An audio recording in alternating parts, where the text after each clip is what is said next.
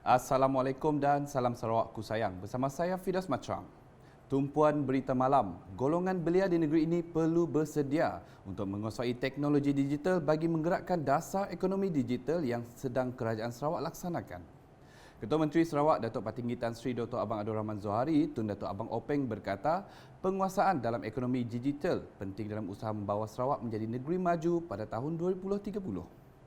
Tambahnya lagi, penguasaan teknologi digital mustahak kerana ia akan mengubah corak dan budaya hidup manusia di masa akan datang. Dan teknologi ini berubah dengan cepat. Sebab ialah apabila saya berdialog dengan belia, Datuk Karim pun berdialog dengan belia, Datuk Hanifah, para pemimpin kita, Ali Yaakob, Yusuf Nos, dan juga mungkin yang baru kelak Roy, selalu belia bertanya, kami kurang internet, kami mau lagi speed internet yang maju. Sebabnya saya melihat apabila belia bertanya dengan hal digital, hal internet, hal speed Mbps, maka kita nampak belia kita sudah aware of what is the future in front of them, yang berkisar kepada teknologi. Jadi sebab itu kita di Sarawak mengubalkan dasar digital ekonomi yang berteraskan kepada pendekatan pembangunan hingga tahun 2030.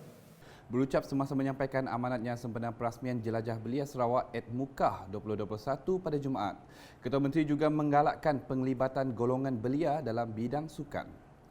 Katanya kerajaan negeri telah meluluskan banyak pembinaan prasarana sukan di seluruh Sarawak untuk membolehkan belia yang berpotensi dalam sukan menjalani latihan.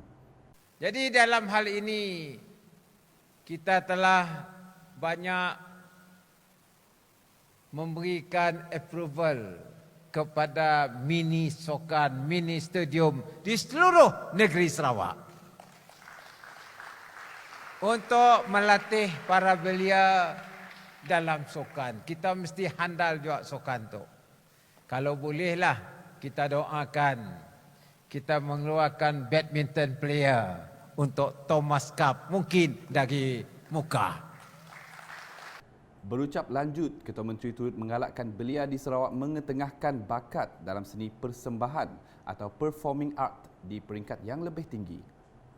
Ujar beliau, dengan adanya stesen TV Sarawak milik kerajaan negeri, bakat persembahan anak-anak Sarawak kini berpotensi untuk diketengahkan ke luar negara. Untuk itu, Ketua Menteri berkata kerajaan negeri telah mengambil inisiatif akan membangunkan panggung budaya Sarawak bertempat di Dewan Bangunan Dewan Undangan Negeri Dun Lama untuk meningkatkan lagi bakat anak seni tempatan. Kita ada TV kita pun. TV Sarawak. Negeri lain saya ada, Sarawak enggak ada TV. Dan TV kita kini itu ada persefahaman dengan TV luar negara. Termasuk TV Thailand. Sebab ya kita nanggap ada telemovie Thailand di TV Sarawak, drama. Jadi drama kita juga tukar antar di Thailand. Drama yang dihasil di negeri Sarawak ditayangkan juga di TV stesen luar negara termasuk Thailand. Kalaulah drama kita baik, sekarang tu kita menghasilkan musical Putih Santubong dengan sejenjang musical. Kalau tingkat performanya baik, budaya kita baik, kita exchange dengan negara lain. Jadi pelakon budayawan kita setanding dengan negara luar. Terdahulu, Menteri Belia dan Sukan Datuk Seri Abdul Karim Rahman Hamzah dalam ucapan aluannya berkata, program Jelajah Belia tersebut merupakan siri ke-20 daripada 40 siri yang telah dirancang oleh kementeriannya sejak 2019. Katanya sejak pelaksanaan program itu pada 2019, seramai 19,050 orang belia telah terlibat dari seluruh Sarawak. Jelajah Belia Sarawak, program ini seperti apa yang saya katakan tadi adalah program yang ke-20. yang telah dirancang oleh Kementerian Belia dan Sukan Sarawak semenjak tahun 2019. Dan untuk program kita pada hari ini, kita telah menjemput seramai 200 orang belia untuk program ini, kerana kita tidak boleh menjemput terlalu ramai, perlu patuh kepada SOP-SOP yang telah ditetapkan.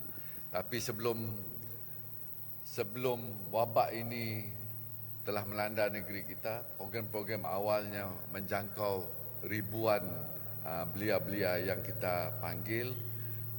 Dalam program ini kita membuat town hall, kita membuat diskusi bersama-sama dengan belia untuk melihat aspirasi mereka. Tambah Datuk Seri Abdul Karim, kementeriannya juga telah melaksanakan pelbagai inisiatif kepada golongan belia bagi membantu mereka menghadapi pelbagai cabaran di masa hadapan, terutamanya dari segi ekonomi, sosial, politik dan teknologi.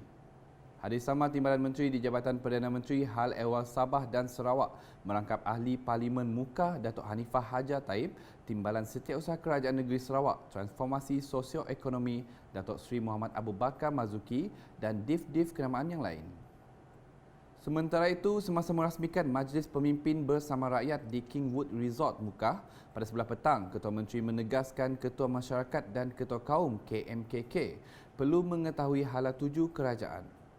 Jelasnya KMKK yang merupakan sebahagian daripada kerajaan adalah pemimpin di peringkat akar umbi mengetahui permasalahan yang berlaku dan pembangunan yang perlu dilaksanakan untuk rakyat. Ketua masyarakat dengan perintah adalah AO dan tebing. Dialah cara kita memerintah negeri kita. Dari marik lagi.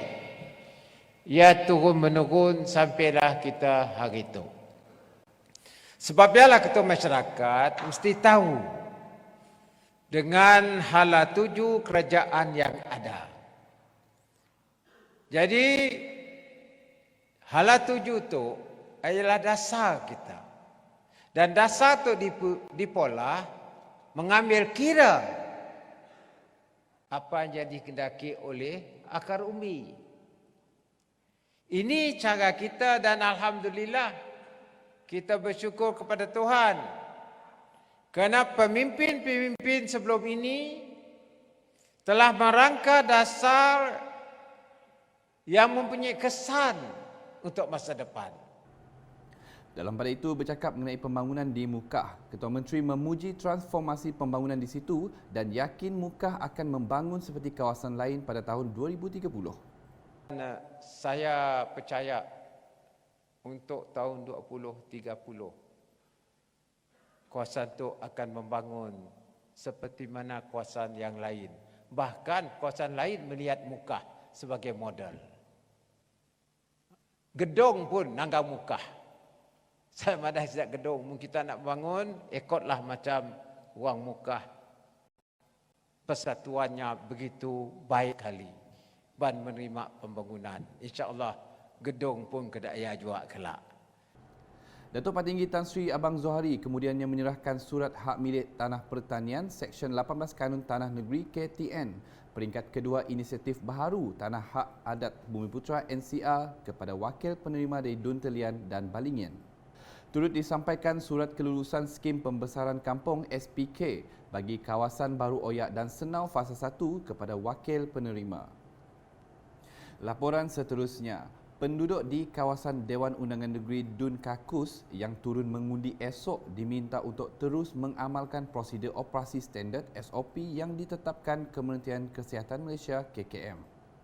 Menteri Muda di Jabatan Ketua Menteri Undang-Undang dan Adat Bumiputera Sarawak, Datuk John Sikitayai berkata, ini bagi mengekang penularan wabak COVID-19 yang masih ada dalam masyarakat hari ini. Berucap dalam kempen Gabungan Parti Sarawak GPS Dun Kakus di Rumah Sayong Nanggatakan Ulu Anap Tatau pada Khamis, Datuk John Siki yang juga calon GPS bagi Dun Kakus mengucapkan terima kasih kepada semua jentera yang terlibat di sepanjang kempen ini, termasuk juga penduduk di kampung dan rumah panjang. Dalam pada itu, Datuk John Siki turut mengunjungi Rumah Bilong Nanggatakan dan Rumah Merayang Tangan Malat Tatau.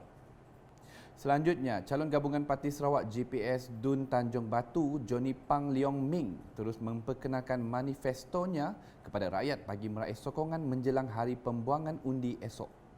Beliau telah bergerak ke sekitar kawasan pusat komersial J5 Bintulu untuk menjelaskan manifestonya yang lebih menekankan ke arah menjadikan kawasan Tanjung Batu terus membangun dan menjadikan Bintulu lebih baik. Terdahulu, Johnny Pang telah melawat gelanggang bola keranjang JPJ bagi melihat kemudahan yang ada di kawasan itu. Penduduk khususnya belia telah memaklumkan masalah yang perlu diselesaikan seperti ada setengah jaring dan tiang usang dan rosak serta ada gelanggang yang memerlukan lampu dan pagar serta perlu diturap semula. Ke perkembangan berikut. Seramai 1,213,769 pengundi berdaftar akan turun mengundi di 1,866 pusat mengundi dan 3,555 saluran yang dibuka seawal jam 7.30 pagi hingga 5 petang pada Sabtu. Setiausaha Suruhanjaya Pilihan Raya SPR Malaysia, Datuk Indra Ikmaluddin Ishak dalam kenyataan media pada Jumaat berkata, proses pengundian Pilihan Raya Negeri Sarawak ke-12 PRN12 kali ini membabitkan seramai 46,565 petugas SPR yang akan bertugas di 82 Dewan Undangan Negeri Dun Sarawak. Sehubungan itu, katanya SPR Malaysia berharap semua pengundi dapat menjalankan tanggungjawab mereka dengan keluar mengundi. Beliau turut menasihatkan pengundi supaya keluar mengundi mengikut masa keluar mengundi yang digalakkan seperti mana yang tercatat pada aplikasi MySPR Semak atau mengikut kelapangan masa serta dinasihatkan untuk tidak keluar mengundi pada saat-saat akhir. SPR Malaysia dalam pada itu juga mengingatkan majikan supaya membenarkan pekerja mereka yang berdaftar sebagai pemilih untuk keluar mengundi. Mana-mana majikan yang tidak membenarkan suatu tempoh kepada pekerja mereka untuk keluar mengundi boleh diambil tindakan mengikut Seksyen 25-3 Akta Kesalahan Pilihan Raya 1954 yang memperuntukkan hukuman denda RM5,000 atau penjara selama setahun jika sabit kesalahan. Tambah SPR lagi, semua pihak yang bertanding perlu mematuhi tempoh masa rasmi berkempen yang akan tamat pada malam ini sehingga jam 11.59 malam 17 Disember 2021. SPR Malaysia turut menegaskan semua pihak termasuk pengundi, calon dan petugas yang ingin memasuki pusat mengundi pada hari mengundi tidak memakai baju topi pelitup separuh muka atau membawa barangan yang mempunyai nama, simbol, gambar parti atau calon yang bertanding atau apa-apa bahan kempen serta sebarang tagline atau slogan kempen yang menjurus atau membawa maksud sokongan atau cenderung kepada mana-mana kefahaman politik. Tindakan undang-undang akan dikenakan sekiranya ada pihak gagal mematuhi peraturan tersebut. Dalam kenyataan media sama, SPR mengingatkan semua pengundi untuk mematuhi prosedur operasi standard SOP yang ditetapkan Kementerian Kesihatan Malaysia KKM. Pengundi diwajibkan memakai pelitup separuh muka melalui proses saringan suhu badan, menggunakan pensanitasi tangan dan merekodkan kehadiran serta mengamalkan penjarakan fizikal. Pensanitasi tangan akan dibekalkan di semua pusat mengundi pada hari mengundi kelak. Pengundi juga perlu melalui penggunaan sanitasi tangan di 4 stesen dalam pusat mengundi iaitu di pintu masuk pusat mengundi, di pintu masuk saluran, di dalam saluran selepas proses mencelup jari dengan dakwat kekal iaitu sebelum menerima kertas undi dan sebelum keluar dari pusat mengundi. Petugas pilihan raya akan memantau pergerakan pengundi bagi memastikan garis panduan ini dipatuhi sepanjang berada dalam pusat mengundi. Sementara itu, bagi pengundi yang bergejala dan tidak melepasi saringan suhu badan akan tetap dibenarkan mengundi di khemah khas yang dipantau pegawai kesihatan. Manakala individu yang diletak di bawah Perintah Pengawasan dan Pemerhatian PUS dan individu yang bergejala yang sedang dalam rawatan PUI hendaklah memohon kebenaran daripada pegawai kesihatan daerah untuk keluar sementara ke pusat pengundi. Dalam pada itu, SPR telah menjalankan semakan peralatan mengundi untuk kegunaan bagi proses pengundian yang akan dijalankan esok. Semakan ini untuk memastikan semua peralatan atau kelengkapan bagi pengundian pada hari esok lengkap dan berkeadaan baik. Tinjauan Unit Komunikasi Awam Sarawak UKAS pada Jumaat ke beberapa pusat pengundian di sekitar Bandaraya Kuching mendapati kebanyakannya telah bersiap sedia untuk menjalankan proses pengundian. Sementara itu, Polis Diraja Malaysia PDRM Kontijen Sarawak telah bersiap siaga melaksanakan tugas pada pilihan raya negeri Sarawak ke-12 yang akan diadakan esok. Pesuruhjaya Polis Sarawak Dato' Aidi Ismail berkata pihaknya akan menyediakan seramai 7,434 orang pegawai PDRM serta bagi pengawal keselamatan di semua pusat mengundi.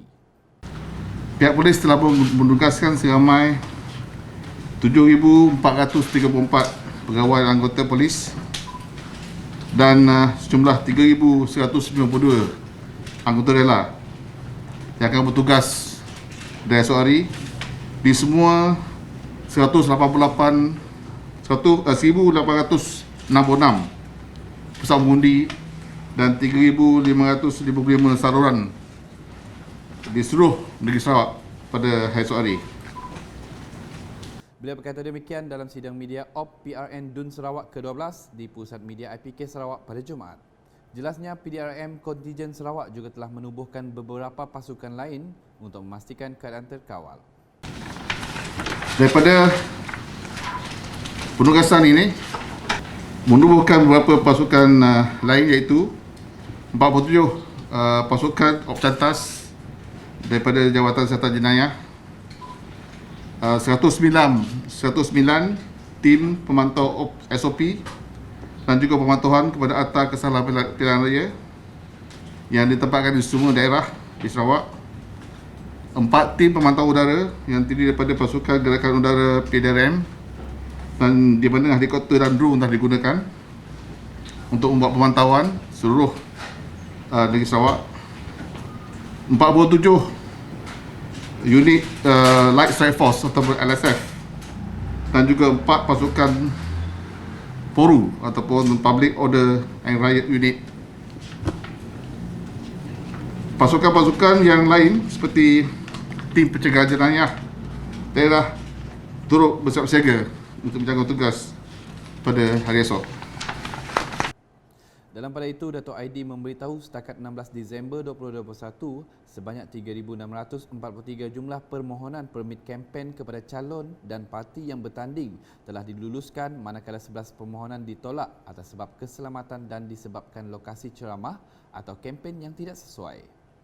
Terdapat 11 kompaun dikeluarkan dengan nilai kompaun sebanyak RM36,000.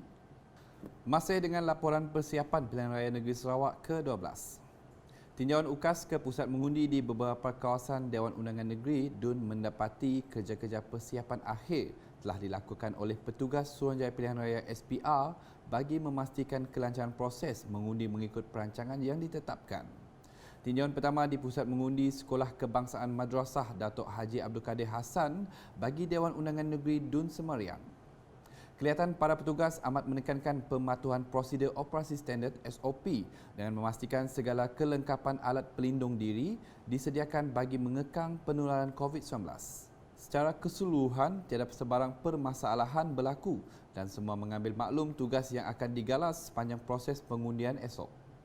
Tinjauan UKAS diteruskan di Pusat Mengundi Sekolah Kebangsaan Bandar Semariang bagi Dun Pantai Damai. Seawal jam 9.30 pagi telah diadakan satu taklimat ringkas melibatkan semua petugas bagi mendapatkan penjelasan lanjut menjelang hari pengundian. Menurut Ketua Tempat Mengundi KTM Saluran 1, Isma Rafika Mokhtar, pada saat akhir ini terdapat beberapa kelengkapan perlu disusun dan disemak semula mengikut tata cara dan SOP yang ditetapkan Kementerian Kesihatan Malaysia KKM dan SPR. Kami telah membuat persiapan daripada awal dengan melekat poster dan juga menyusun atur tempat untuk mengundi. Kami hampir selesai dalam masa 3 jam lah. So kami perlu menyusun semula dan perlu mengikut tata cara dan juga SOP yang telah ditetapkan SPR untuk sesi pengundian pada PRU yang ke-12 ini. Jelas Isma Rafika lagi, sebanyak 6 saluran dibuka mengikut peringkat umur dan saluran 1 dikhaskan untuk warga emas. Manakala di Dun Batu Kitang, kelengkapan bagi 5 saluran yang disediakan di Pusat Mengundi di Sekolah Kebangsaan SK Jalan Haji Baki telah lengkap disemak oleh setiap pegawai pengurus sekitar jam 11 pagi. Penyelia pusat mengundinya Muhammad Alif Najmi Abdullah berkata SOP bersesuaian sudah dikenal pasti untuk dilaksanakan dan pengundi yang bergejala atau tidak melepasi saringan suhu badan akan tetap dibenarkan mengundi di kemah khas yang dipantau oleh pegawai kesihatan. Semuanya sudah sedia untuk proses pengundian besok yang bermula jam 7.30 pagi sehingga 5 petang. Mereka yang bergejala yang suhu badan mereka 37.5 ke atas, mereka akan disaring semula di kemah KKM, dan sekiranya mereka masih lagi bergejala suhu badan dan sebagainya, mereka akan mengundi di kemah KKM tersebut. Kemah tersebut akan dikendalikan oleh pihak KKM lah. Selanjutnya, tinjauan di Sekolah Kebangsaan SK Tabuan Ulu bagi Dun Pending. Para petugas dilihat masih sibuk mengatur segala kelengkapan seperti peti undi dan lain-lain peralatan termasuk menampal garis panduan khas PRN yang dikuat kuasa di setiap pusat mengundi. Bagi Ketua Tempat Mengundi Saluran 8, Isali, pihaknya dalam usaha menguruskan dengan teliti segala peralatan keperluan mengundi yang telah diagihkan bagi memastikan semuanya berjalan dengan lancar esok. Sekarang kita sedang arrange buat posisi untuk everything that we need tomorrow lah. Okey, di SK Tabuan Ulu ni ada 8 saluran ya, 8 saluran ya. Jadi inilah saluran yang ke-8 menurut saya. Untuk setiap saluran kita ada 4 kerani pengirian undi dan seorang ketua. Ada juga pegawai di bawah sana iaitu penyelia pusat dan penunjuk arah.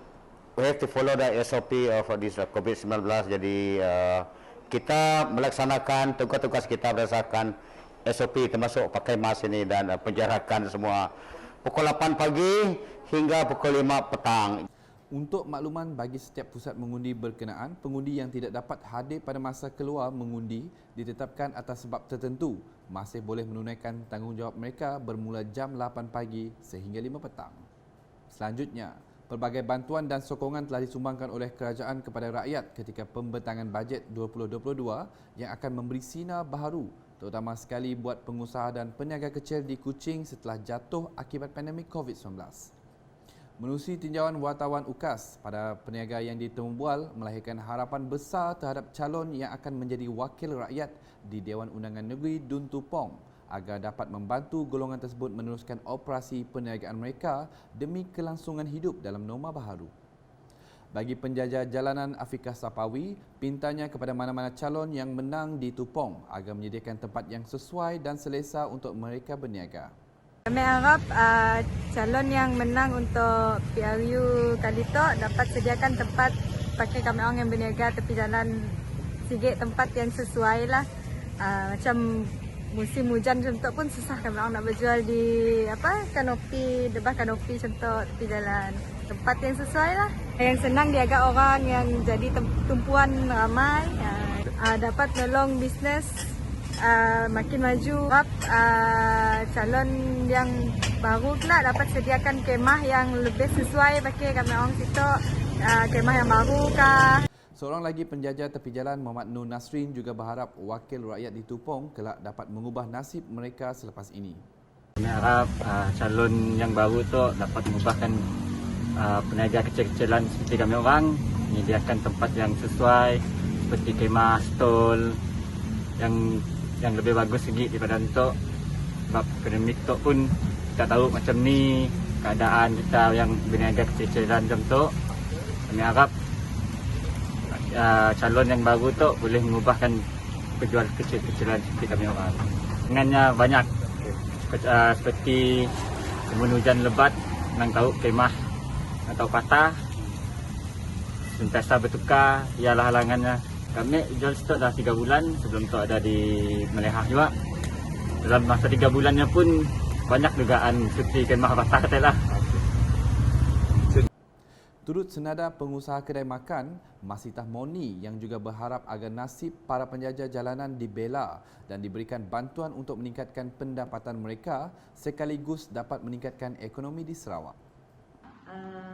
Siapa-siapalah YB yang tercalon ataupun yang menang kali itu akan menitik berat dengan peniaga-peniaga jalanan untuk setidaknya memperkembangkan bisnes setidaknya, untuk setidaknya membela nasib setidaknya sendiri, sama ada diberi bantuan stol ataupun bantuan modal untuk memperkembangkan bisnes setidaknya. So bagi kami peniaga jalanan tu agak-agak musim pandemik tu setidaknya struggle. Mun lah diberi bantuan, siapa tahu satu hari kelak perniagaan yang berkembang secara langsung dapat membantu juga ekonomi kita. Sekian edisi khas PRN Sarawak ke-12 bersama saya Fidas Matram dan kru penerbitan. Berita lebih lanjut boleh didapati di semua platform media sosial UKAS termasuk portal ukas.sarawak.gov.my dan UKAS channel di YouTube. Tunaikan tanggungjawab untuk pergi mengundi esok kerana undi kita penentu masa depan negara. Salam UKAS.